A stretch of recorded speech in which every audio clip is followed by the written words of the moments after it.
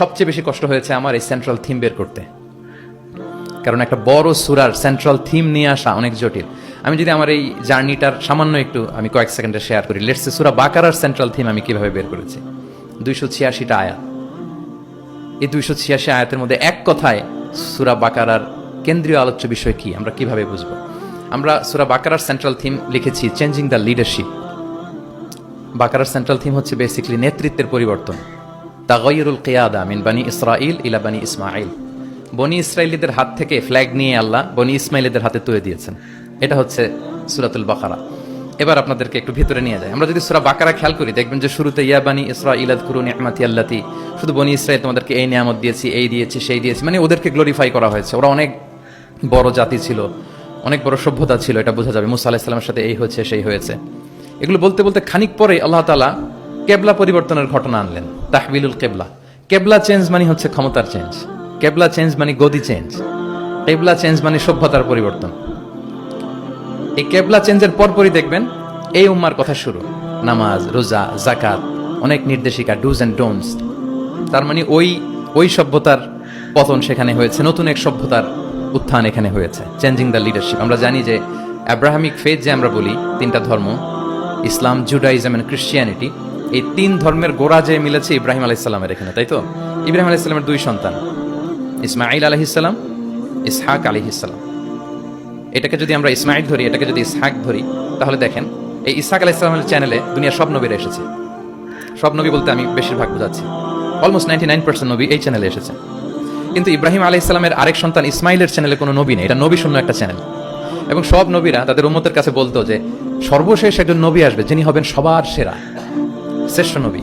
তো যেহেতু হাজার হাজার নবী ইসহাক, ইয়াকুব, ইউসুফ এই চ্যানেলে আসতেছে, তাদের একটা ধারণা ছিল ওই যে সর্বশেষ নবী, শ্রেষ্ঠ নবী, উনিও এই চ্যানেলেই আসবেন। সবার এটা বদ্ধমূল।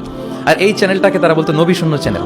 ইসমাঈল আলাইহিস সালামের চ্যানেলে হাজার বছর ধরে কোনো নবী আসে না, সব নবী আসে এই চ্যানেলে। কিন্তু আল্লাহ তাআলা তাদের ধারণাকে নস্যাৎ করে দিয়ে সর্বশেষ নবীকে আল্লাহ তাআলা এই চ্যানেলে না পাঠিয়ে মুহাম্মদুর রাসূলুল্লাহ সাল্লাল্লাহু আলাইহি ওয়াসাল্লামকে তিনি ইসমাঈল আলাইহিস সালামের চ্যানেলে পাঠালেন।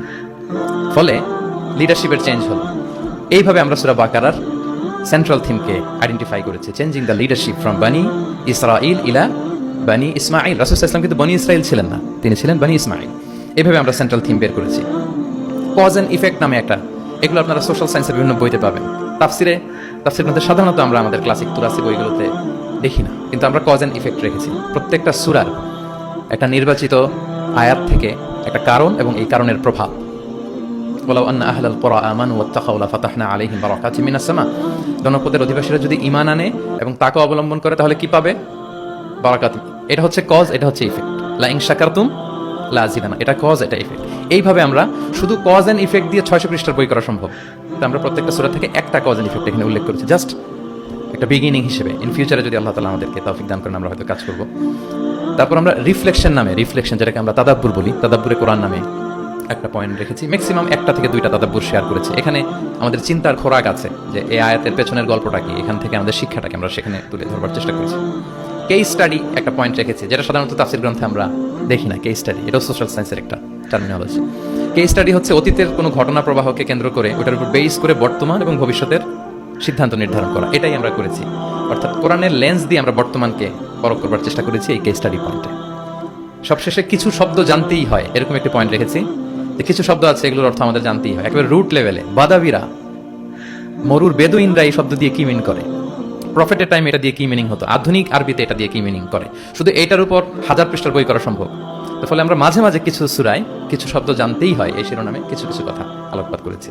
সো এইভাবে আমরা এক নজরে কোরআনটা সাজাবার চেষ্টা করেছি। প্রিয় সুধী, as a writer, as a author of the book, আমাকে যদি বলা হয় যে এটা কোন ধরনের বই, তাহলে আমি বলবো এটা একটা মাইন্ড ম্যাপিং বুক। আপনারা মাইন্ড ম্যাপিং বুকের কথা শুনবেন। এটা হচ্ছে এই বইটাকে যদি আপনি পড়েন তাহলে কোরআনের শিক্ষাগুলো আপনার মাইন্ডে ম্যাপের মতো চলে আসবে। খুব ইজিলি আপনি এটা থেকে লেসন নিতে পারবেন এবং শেয়ার করতে পারবেন। তো বর্তমান সময়ের জন্য আমার কাছে মনে হচ্ছিল যে এরকম একটা কাজ দরকার। আমার কোরআনের একাডেমিক জার্নি শুরু হয়েছে 2008-এ। আল আজহারে আমি তাফসীর নিয়ে ব্যাচেলর করেছি। তারপর মালয়েশিয়াতে আমি মাস্টার্স পিএইচডি করেছি কোরআনের উপর, হিউম্যান এমব্রায়োলজি। মায়ের পেটে বাচ্চার ভ্রূণ যে ডেভেলপ করে, নুতফা, আলাকা, মুদগা, দুজন সায়েন্টিফিক মুফাসসির তানতাবি জাওহারি আর জাকদুল্লাহ নাজ্জার, ওনাদের কম্পারেটিভ অ্যানালাইসিস করেছি। পিএইচডিতে human behavioral patterns in the holy Quran, মানুষের আচরণগত দিকটা কোরআন কিভাবে দেখে। এই যে আমাদের এক এক মানুষ এক এক আচরণ এক একভাবে রিয়্যাক্ট করি, এর পেছনের কারণটা কি, কোরআন কিভাবে দেখে, এটা নিয়ে আমার গবেষণা ছিল। তো ফলে বর্তমান সময়ে আমি দেখলাম যে এরকম মাইন্ড ম্যাপিং বুকের খুব দরকার। এখন দেখবেন যে মানুষের সময় খুব কম, all are rushing, super busy, সময় নাই হাতে। এখন মানুষ ভিডিও দেখে না। আমি 2 বছর আগে একটা প্রফিট সিরিজ করেছিলাম 25 জন নবীর জীবনের উপর, খুবই ওয়েল ডকুমেন্টেড ম্যানারে, একাডেমিক ওয়েতে। তো এটার ভিউ খুব একটা নাই, এগুলো দেখতে চায় না মানুষ। মানুষ খুব বিজি। এখন কি দেখে জানেন? আমি বলে দিই, রিলস দেখে, রিলস, তাই না? রিলসে এই 1 মিনিট, 1.5 মিনিট, 2 মিনিট সে তার জিনিসটা পেয়ে যায়। হতে পারে নলেজ, হতে পারে কোনো ইনফরমেটিভ ভিডিও, অথবা এন্টারটেইনমেন্ট, রিলসে মানুষ। তো আমি ভাবলাম যে এখনকার মডার্ন সোসাইটির কথা যদি বলি, আমরা কালচারাল এলিট বলে যাদেরকে একটু বাঁকা চোখে কথা বলি, এদের কাছে যদি আমাকে কোরআন পৌঁছাইতে হয়, এরকম মাইন্ড ম্যাপিং একটা বুক দরকার। তো সেই চিন্তা থেকে আমাদের কয়েক বছরের পরিশ্রম, আল্লাহ তাআলা দয়া করে আলোর মুখ আজকে আমরা দেখেছি, বইটা আলোর মুখ দেখেছি আলহামদুলিল্লাহ। সেই চাহিদা মাথায় রেখে, মানুষের যে চাহিদা, এটা মাথায় রেখে আমরা বইটাকে ডিজাইন করেছি। আমাদেরকে অনেকে প্রশ্ন করেন, শাইখ আপনি তো কোরআন নিয়ে অনেক ইন্সপায়ার করেন, তো কোরআন যে পড়তে বসি, অনুবাদ বললে অনেক সময় বুঝি না, সাধারণ মানুষ আসলে বুঝে না, যে হঠাৎ আল্লাহ এটা বলে, এরপর এটা বলে। আমার আম্মাই এই কথা বলে আমাকে শুনে, শাইখ আহমদুল্লাহকে শুনে, এরকম কোন আলেম কি বলতেছে আমার আগে আমার কাছে পাওয়া যায়। ওই যে ইউটিউব থাকে, খালি দেখতে থাকে কার কি আলোচনা আসলো, আর কোরআনটা পড়ে। তো আম্মা আমাকে মাঝে মাঝে বলে যে, বাবা সূরা ইউসুফে হঠাৎ এটা বলতে যে আবার এটা কেন বললো? তো উনি তো আর আমাদের মতো সিস্টেমেটিক অর্ডারে ওস্তাদের সামনে বসে পড়ে পড়ে তো আর আসে নাই, সো ওনাকে কেউ ধরাই দিতে হবে। ওই ধরিয়ে দেওয়ার কাজটা আমরা অনেকটা এক নজর কোরআনে করেছি।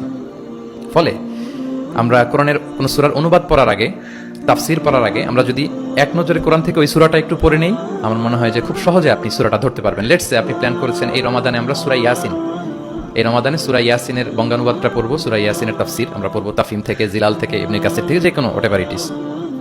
আপনি সূরা ইয়াসিনের অনুবাদ এবং তাফসির পড়ার আগে যদি এক নজরে কোরআন থেকে জাস্ট 5 পৃষ্ঠা একটু পড়ে নেন, আপনি আগে থেকেই বুঝে যাবেন এই সূরায় কি কি আছে, কি কি বলা হচ্ছে, সেন্ট্রাল থিম কি, মেজর থিম কি, সার নির্দেশটা কি সূরা ইয়াসিনের, এখানে আপনি পেয়ে যাবেন। এরপর আপনি অনুবাদ পড়েন, সহজ, you will get an overall idea, সহজ হবে আপনার জন্য ইনশাআল্লাহ বিইذنিল্লাহ।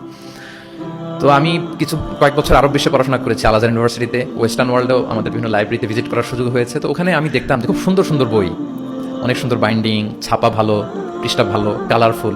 মোস্ট রিসেন্টলি আমি একটা বই পড়ছি, মিরাজ মহিউদ্দিন নামে একজন Egyptian scholar, Harvard graduate, revelation নামে, অনেকে হয়তো দেখে থাকবেন।